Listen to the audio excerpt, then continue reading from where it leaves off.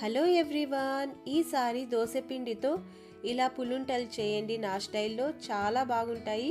పిల్లలైతే మరీ అడిగి తింటారు, అంత టేస్టీగా ఉంటాయి. దీన్ని చేసుకోవడం కూడా చాలా సింపుల్ అండి.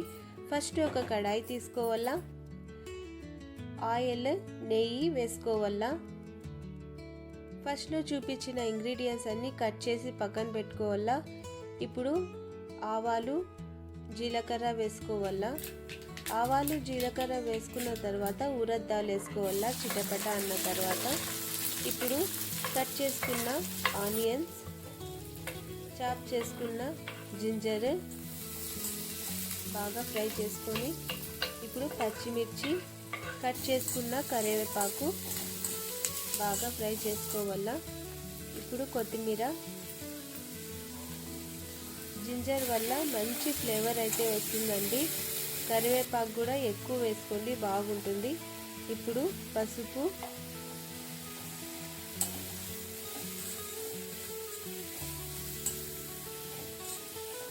ఇప్పుడు ఉప్పు వేసుకోవాలా. సాల్ట్ చూసి వేసుకోండి.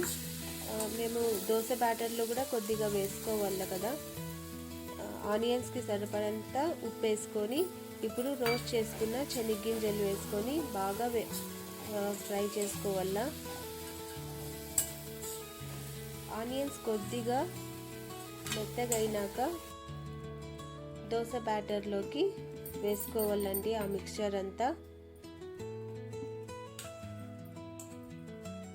ఇలా దోశ బ్యాటర్లో ట్రాన్స్ఫర్ చేసుకున్న తర్వాత కొద్దిగా వాటర్ వేసుకోవాలా.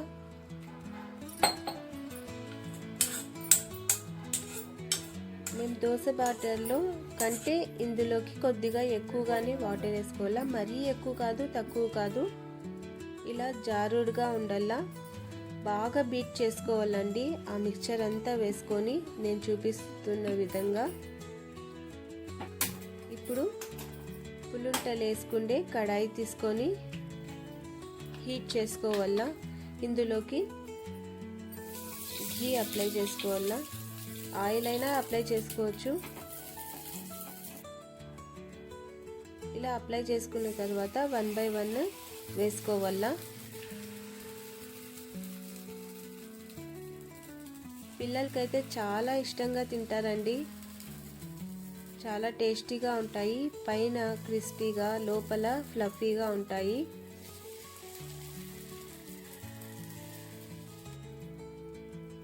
మళ్ళీ ఒకసారి మళ్ళీ ఆయిల్ అయినా కానీ ఘీ అయినా కానీ దీనిపైన వేసుకొని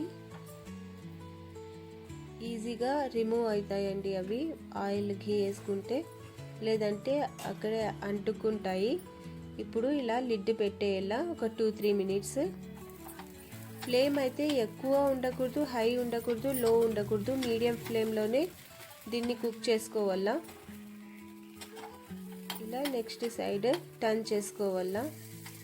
అవి వేగితేనే టర్న్ అవుతాయి, లేదంటే టర్న్ అవ్వండి. ఇలా మళ్ళీ ఒక 2 minutes లిడ్ పెట్టి అంతే సర్వ్ చేసుకోవాలా. చాలా టేస్టీగా ఉంటాయి. దీన్ని మీరు శనగగింజల చట్నీ అండ్ కారంతో కూడా తినచ్చు, చాలా బాగుంటాయి. ఈ కారం అయితే చాలా టేస్టీగా ఉంటుంది. దీనికి కాంబినేషన్ బాగుంటుందండి. ఇది ఒకసారి ట్రై చేయండి, తప్పకుండా మీకు నచ్చుతుంది అనుకుంటున్నాను.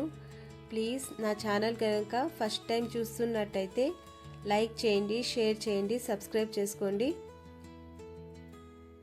ఇంకా మీకు ఏమైనా రెసిపీస్ కావాలంటే కామెంట్ చేయండి. ఇంకా కొత్త రెసిపీస్ అయితే వస్తాయి. Please like, share and subscribe. Bye bye.